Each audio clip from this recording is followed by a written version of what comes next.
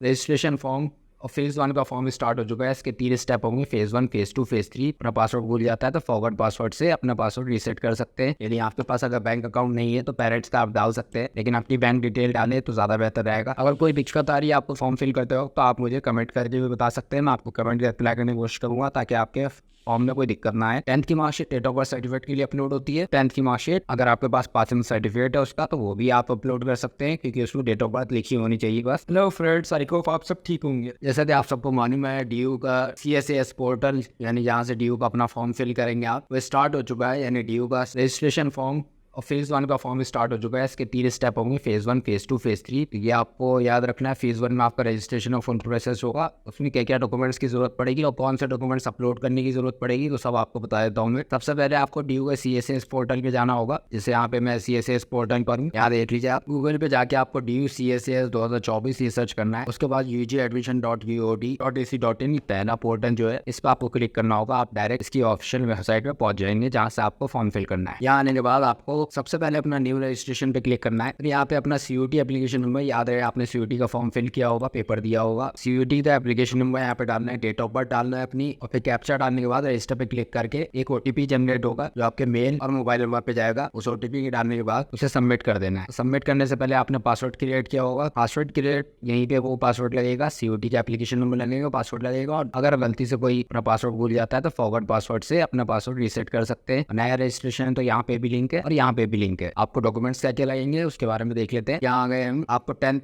Class की marksheet की जरूरत पड़ेगी, 12th क्लास की मार्कशीट की जरूरत पड़ेगी, बैंक डिटेल्स की जरूरत पड़ेगी। अपनी बैंक डिटेल डालिएगा। यदि आपके पास अगर बैंक अकाउंट नहीं है तो पेरेंट्स का आप डाल सकते हैं, लेकिन अपनी बैंक डिटेल डालें तो ज्यादा बेहतर रहेगा। क्लास 10th की मार्कशीट अपलोडिंग के लिए जरूरत पड़ेगी। अभी आपको बताऊंगा क्या क्या चीज अपलोडिंग होगी। कास्ट सर्टिफिकेट, अगर आपने OBC सर्टिफिकेट, SC ST या EWS सर्टिफिकेट के साथ अपना फॉर्म अप्लाई किया है CUT का, तो आप OBC सर्टिफिकेट इसका बेनिफिट उठा सकते हैं, EWS सर्टिफिकेट का बेनिफिट उठा सकते हैं अगर आपने कास्ट सर्टिफिकेट के साथ फॉर्म अप्लाई किया था। एक फोटो और एक सिग्नेचर की जरूरत पड़ेगी फॉर्म भरते वक्त। आपको क्लास 12th की पूरी डिटेल डालनी पड़ेगी। आपको कितने थ्योरी कितने मार्क्स थे वो सब डालना पड़ेगा। ये 6 डॉक्यूमेंट्स आपको हर हाल में फॉर्म भरते वक्त जरूरी होंगे। अपलोड करते वक्त क्या डॉक्यूमेंट्स अपलोड करने पड़ेंगे वो देख लीजिए। अपलोडिंग के लिए यहाँ पे लिस्ट बना रखी मैंने ऑलरेडी। क्लास 10th की मार्कशीट आपको अपलोड करना पड़ेगा फिलहाल फेज़ 1 के लिए। वैसे कास्ट सर्टिफिकेट अगर आपने OBC सर्टिफिकेट या SC ST या EWS सर्टिफिकेट अपना शो किया है CUT UG फॉर्म फिल करते वक्त भी, तो दिल्ली यूनिवर्सिटी को फॉर्म फिल करते वक्त भी आपको OBC सर्टिफिकेट या EWS सर्टिफिकेट शो करना हो। अगर कोई दिक्कत आ रही है आपको फॉर्म फिल करते वक्त तो आप मुझे कमेंट करके भी बता सकते हैं। मैं आपको कमेंट रिप्लाई करने की कोशिश करूंगा ताकि आपके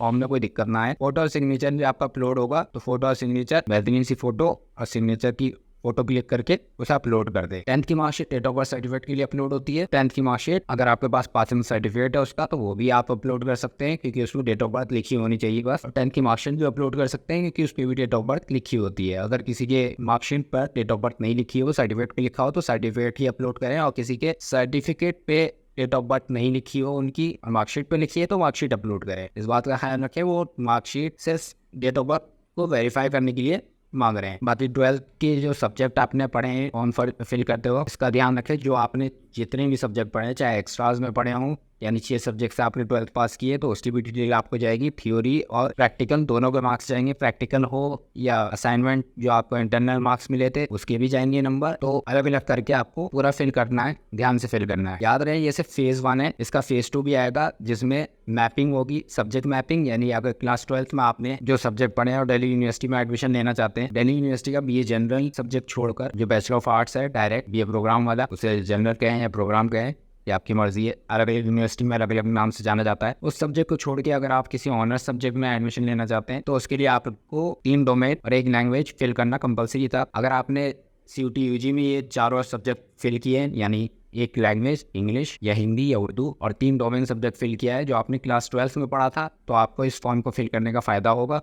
अदरवाइज आप इस फॉर्म को फिल करने का कोई फ़ायदा नहीं होगा, क्योंकि क्लास 12th में जो सब्जेक्ट आपने पढ़ाई की है उसी का आपने पेपर दिया हो CUT UG में, तभी यहाँ एडमिशन होता है। वरना आपकी को प्रॉब्लम होगी सब्जेक्ट मैपिंग में यानी फेज़ 2 में। आप चाहे तो फॉर्म फिल करके भी देख सकते हैं। फेज़ 2 में आपको सब्जेक्ट मैपिंग करना होगा। सब्जेक्ट मैपिंग के बाद दिल्ली यूनिवर्सिटी ही आखिरी फैसला लेगी कि कौन कौन एलिजिबल होगा कौन नहीं होगा। फेज़ 2 जो आएगा तो मैं उसके बारे में वीडियो बना दूंगा। आप मुझे कमेंट करके फेज़ 2 कमेंट कर सकते हैं ताकि मैं फेज़ 2 पे भी वीडियो बना दूँ।